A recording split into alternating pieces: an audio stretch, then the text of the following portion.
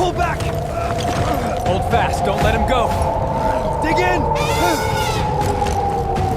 Keep moving! We can't stop here! I'm trying! Just hold on! We need to catch up! Push through the pass! 2,000 years ago, 37 of us walked into mountains that were supposed to kill us. This year, for the first time, scientists finally calculated exactly what that crossing cost. And the numbers say history had it backwards. You were taught the elephants were the ones who almost didn't make it.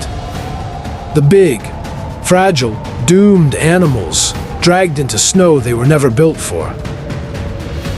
I need to tell you, you have that backwards. This is what the mountain actually took. And it wasn't what you think.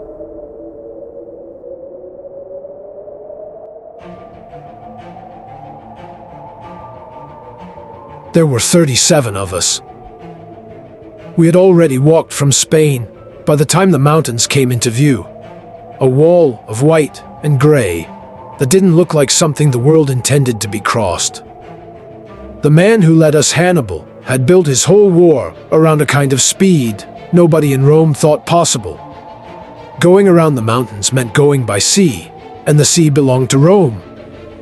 Going through them meant doing something no army had seriously attempted, not with tens of thousands of men, not with horses, and never with animals like us. So we went through them. 40,000 men walked beside us. 7,000 horses. All of it slower than the mountains ahead. All of it smaller than what was coming. None of us, man or elephant, really knew what waited on the other side. Nobody did. Not even Hannibal. Here's the part your history's got wrong for 2,000 years. You assumed the cold and the height would break us first. Big animals, thin air, narrow ledges carved into rock. It sounds like the disaster should have been ours. It wasn't. This year, researchers finally put a number on it. They modeled every step of that climb. The elevation, the terrain, the sheer physical cost of moving a living body uphill through snow. For every kind of body in Hannibal's army. Men, horses, elephants. The elephants lost 4% of their body fat crossing those mountains. The horses lost 11%. The men, your soldiers, the ones nobody worried about, lost 19%. Nearly a fifth of everything their bodies had stored to survive on. We carried reserves built for exactly this kind of hardship. Fat laid down over years, meant to carry us through famine, through drought, through exactly the kind of brutal, sustained cost that mountain demanded. Your soldiers had nothing close to that built into them. By the time we reached the high passes, it wasn't the elephants struggling to survive the Alps. It was the men. The way up nearly broke your soldiers. The way down nearly broke everyone. The path narrowed to something barely wide enough for one body at a time. Loose rock gave way beneath us without warning.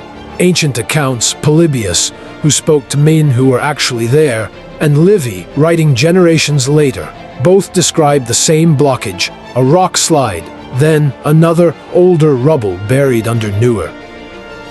Your engineers built fires against the stone and broke it apart to widen our path. I remember losing my footing more than once on that descent.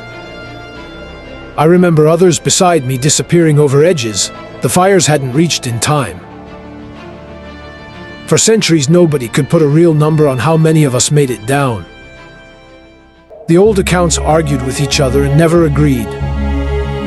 This year that changed, using the same energy calculations that explained why we outlasted the men on the climb. Researchers estimated it for the first time. Roughly 30 of us reached the bottom, 30 out of 37. We were not indestructible, but we were built for this in a way nothing else in that army was. What isn't in dispute, what was never in dispute, is what came next. Only half of the men who entered those mountains ever reached Italy. That is not the fat loss number. That is not a percentage on a chart. That is the actual death toll of the crossing. A different, harder fact than the one about our bodies. And just as true. Those of us who survived the descent didn't get to rest for long either. We helped win a battle at a river called the Trebia that same winter. For a moment, it looked like the worst was behind all of us, man and elephant alike. It wasn't. The winter that followed, the winter of 218 to 217 BC, turned brutal, even by the standards of an army that had already crossed a mountain range in no autumn. The reserves that carried us over the Alps were never meant to carry us through a season like that one too. One by one, the elephants who had survived the mountain did not survive the winter that came after it. I don't know exactly why I was the one who lived.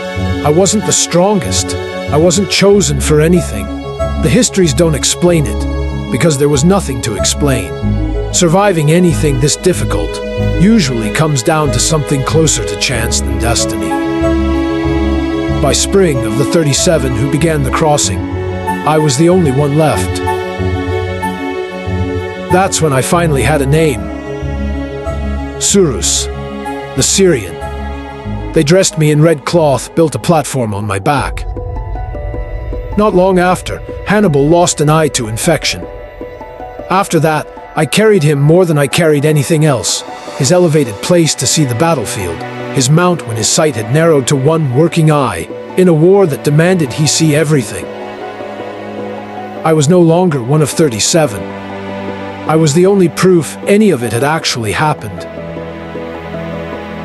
Your legends remember this crossing as the moment the elephants suffered the mountain's cruelty.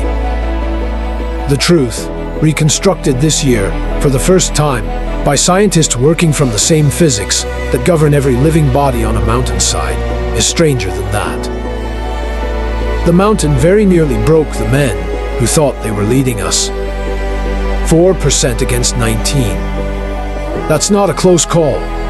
That's not even the same crossing, depending on which body you were carried in.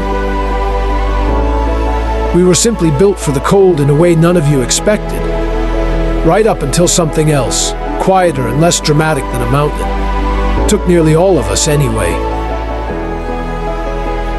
There were 37 of us when we began.